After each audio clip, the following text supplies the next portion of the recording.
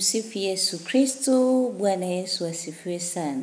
Karibuni sana kwenye channel yetu hii ya Sabina Ruyego katika muendelezo wa vipindi hivi vya mahusiano na maisha kwa ujumla. Leo nataka nizungumzie kwa habari ya kutoa mimba. Nakumbuka kuna video moja nilizungumzia kwa habari ya kuoa au kutokuoa single mother, na nikazungumza kwamba swala sio single mother, lakini unaweza kaoa mtu ambaye ana mtoto lakini ikawa shida. Na swala ni kwamba sio kuoa tu au kuolewa tu. Swala ni kuoa na kuolewa mtu ambaye Mungu amekupangia kuwa ni mume au mke wako. Na nikasema kuna watu wanajitahidi kutoa mimba ili waolewe wakiwa hawana watoto. Na yako madhara makubwa sana. Yaani kwa mtu anayetoa mimba yako madhara makubwa sana. Madhara ya kwanza huwa ni kutokufanikiwa kwa watoto ambao watakuja kuwazaa. Kutokufanikiwa kwa watoto ambao watakuja kuwazaa. Watu wengi tunajisahau kwamba tunaposema ujauzito na miezi 9, ujauzito ulianza na sekunde. Kwa sababu mpaka ifike miezi au ifike saa, ifike siku, ifike wiki, mwezi, mwaka, miezi mpaka mtoto anazaliwa nilianza na sekunde. Sasa watu wengi wamekuwa akipata ujauzito una wiki moja anafresh tu na dawa. Sasa ajui tayari ile ni roho. Ajui tayari ile ni nini? Ni roho. Kwa tunaposema mtoto au ninaposema mimi Sabina nilianza nikiwa na sekunde. Kwa mama yangu angenitoa mimba nikiwa na wiki moja, ni roho ya Sabina ingekuwa imetoka. Sasa watu wanaangalia leo ni single mothers au tunazungumzia wanawake waliozaa kabla ya kuolewa, bila kujua kwamba kuna hawa wanawake ambao ametoa mimba za kutosha. Ametoa mimba za kutosha ili tu aolewe akiwa hana mtoto. Ngoja nikupe shuhuda kadhaa. Kwa dada mmoja nilikutana naye, akawa anasema kwamba yeye ilikuwa kila anachokifanya hakifanikiwi. Ni mtu ambaye watu wakimuona ana mawazo, ana mipango, ana nini, kila akifanya kitu hakifanikiwi. Asa siku moja akaota kwamba kuna nyoka mkubwa pale nyumbani kwake. Kuna nyoka bonge la joka. Yule nyoka mama yake ndo amemshika kule nyuma. Alafu yeye anamwambia yani ni kama roho inamwambia mama yako ndo anatakiwa amuue huyo nyoka. Yule nyoka akamng'ata hapa mkono wa kulia, afu akashtuka. Unajua kwenye ndoto nyoka akikung'ata hasa mkono wa kulia ni anashikilia uchumi. Sasa wakati asubuhi ameamka anaomba, akawa anasemeshwa kwamba ipo roho ambayo inakurudisha nyuma, inatokana na mama yako. Muulize mama yako kama aliwahi kutoa mimba. Akampigia simu mama yake. Akamuuliza mama, wakasalimiana, baadaye akamuuliza, "Hivi mama ulishawahi kutoa mimba?" Sema akashtuka kwanza. "Ulishawahi kutoa mimba?" Sema, "Niliwahi kutoa. Kabla ya kukuzaa wewe niliwahi kutoa mimba moja." Umenielewa? Sasa ndo akasema, "Kaba mama, hebu nenda kwenye toba, ingia kwenye toba." Mama yake hajaokoka. "Ingia kwenye toba kwa ajili ya kufanyaje? Kuomba toba kwa ajili ya hiyo mimba uliyoitoa." Mama akasema, "Mbona ilikuwa ni ndogo, ilikuwa ya mwezi tu." Kwa hiyo yeye hajui kama ina madhara kiasi hicho. Asema haya, wakamaliza kuongea na mama yake. Yeye akaendelea, kesho yake akaongea tena na mama. Mama sasa, "Mbona nimemuuliza mzee mmoja kwamba eti mimba eti ya mwezi mmoja mtu ametoa inaweza ikawa shida." Yule mzee akasema, "Mbona hamna shida yoyote?" Sasa huyu mama hajui masuala ya ulimwengu wa roho. Lakini huyu mtoto wake anaona kabisa, yani ni mtu ambaye kwa vitu alivyonavyo, kwa mawazo aliyokuwa nayo angekuwa mbali, na watu wengi wanatumia mawazo yake wanafanikiwa, lakini yeye hasogei.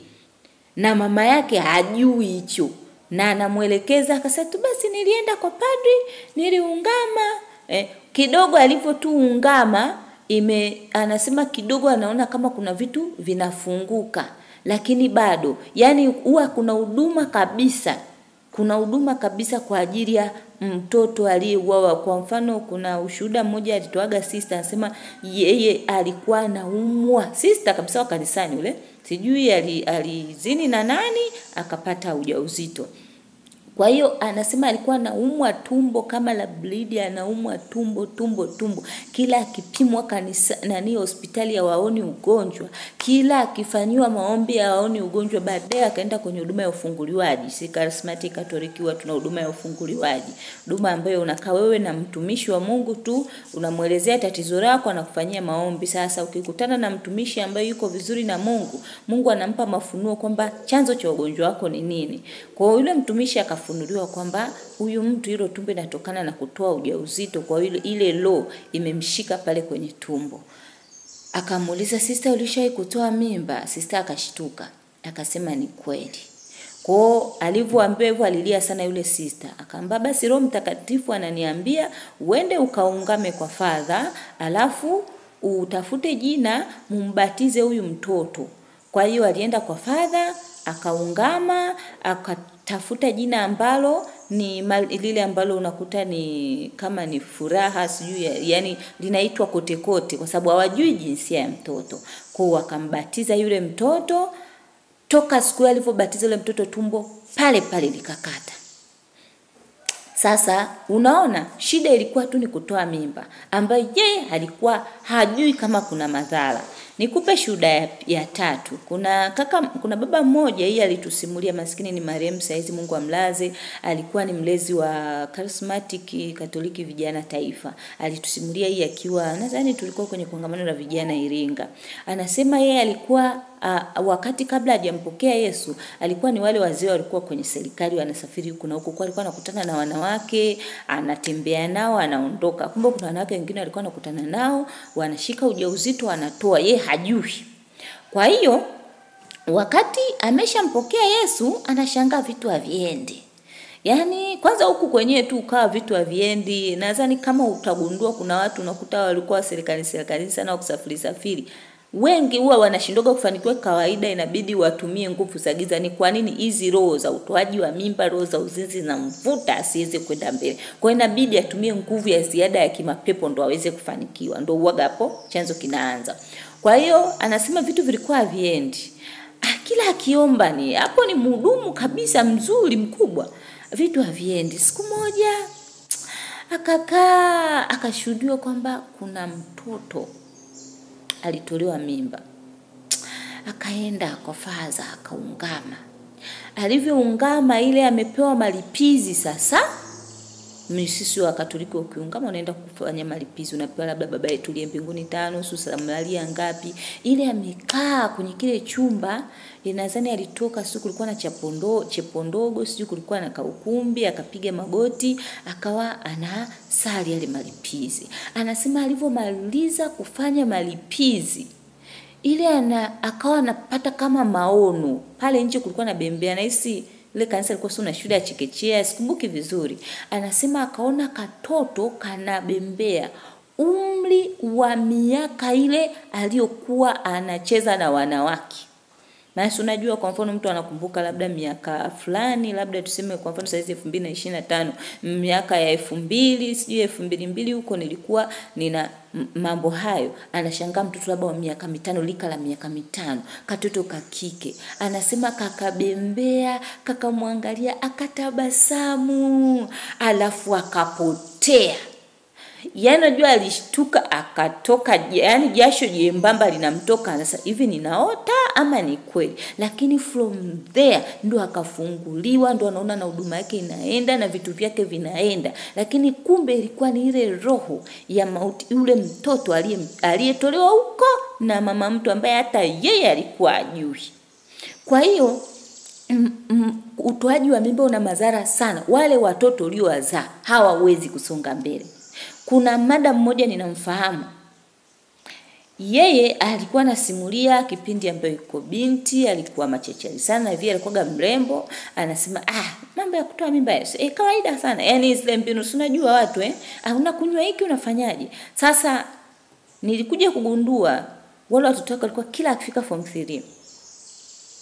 Yaani anaenda na akili toka darasa la kwanza akifika form 3 vinaanza kukata. Yani alikuwa analalamika, kwanza alianza mtoto wake wa kwanza. Yani sasa hivi nani ni mkorofi tu, yani shule ni ukorofi tu, yani anaferi tu. Akaja wa pili.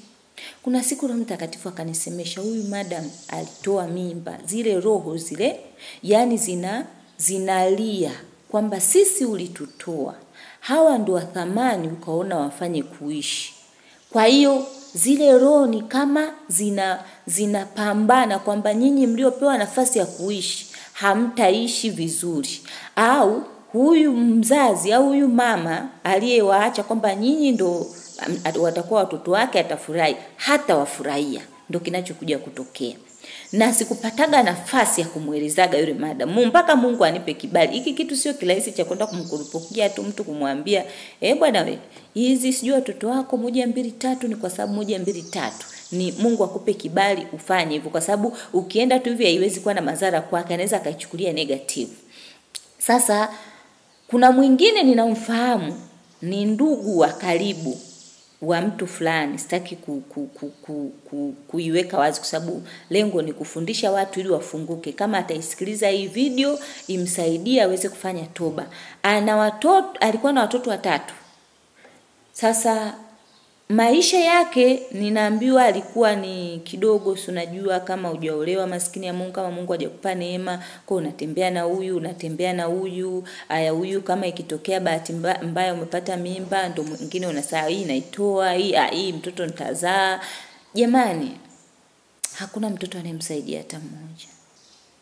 Hakuna jasho la mtoto. Yani kuna huyo mmoja ni yuko tu nyumbani. Sasa hivi ana miaka 40 na yupo tu anamtegemea mama yake. Hafanyi chochote. Hajaoa, hajafanya nini? Hafanyi chochote. Wa pili, alikuwa na akili, ikafika mahali akili zikachanganyikana. Akaja sio akajidunduliza, akajivutavuta, akapata kazi. Kwani vinaenda? Ndoa haieleweki, yeye mwenyewe haieleweki, yani mama yake hana msaada, ni kama hana mtoto. Wa tatu, alitorokaga. Yani alipotoroka hawajui tena, huyo ndo alikuwa na akili, yani ana akili, alikuwa anasoma shule sijui za mitaala hii ya Cambridge sunini. Alitoroka hawajui saizi uko nchi gani. Wasema mwaka jana waligundua yuko Kenya. Alitoroka miaka zaidi ya 10 na ngapi iliyopita hapo. Yuko Kenya, lakini hajui mama yake anafanyaje na hataki kumuona. Yani huwezi amini. Amegundulika yuko Kenya, lakini hataki hata kusikia kuhusu mama yake. Kwa hiyo zile roho zinavuta, watoto wanavurugikiwa. Yani hawakusaidii. Kama sasa ndio kaka maskini ya Mungu, umekuja umeoa dada wa watu, unasema huyu ndo yupo, hana mtoto ndo namuoa. Unakuja unakumbana visanga hivyo ambavyo hujui hata vilianzia wapi. Kumbe mwenzako alitoaga mimba bwana. Kwa hiyo swala la kutoa mimba lina madhara makubwa ambayo watu wengi hawalijui. Na kwamba mtoto asogei. Fuatilia hata hawa wasanii wetu au watu maarufu au unaowajua kwenye mitandao. Fuatilia maisha yao. Au yani ukifuatilia unakuta hiza ni walilelewa na single mother.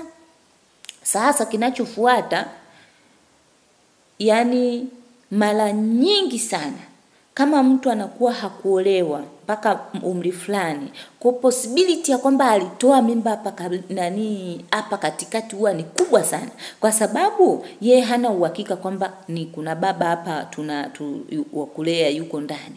Umenielewa? Kwa hiyo unakuta maisha yao ni vituko, yani mtu anapata hela lakini maisha yenu ukiangalia mpaka unamuonea huruma. Hivi sasa ni maisha gani? Ni maisha gani? Yani ni maisha ya kujizalilisha, ni maisha ya aibu, lakini mtu ana hela, lakini mtu ni maarufu. Kwa hiyo utoaji wa mimba una madhara makubwa ambayo watu wengi hawayajui. Hata kama uko kwenye ndoa wewe na mke wako, mtu amepata mimba hapo. Mimi nilishawahi kuona kuna mtu namfahamu yuko na mume wake, kuna mimba sio iliingiaga, wanaitaga mimba ya bahati mbaya kwenye ndoa, wakatoa mimba. Hakuna mtoto wake hata mmoja anayeeleweka.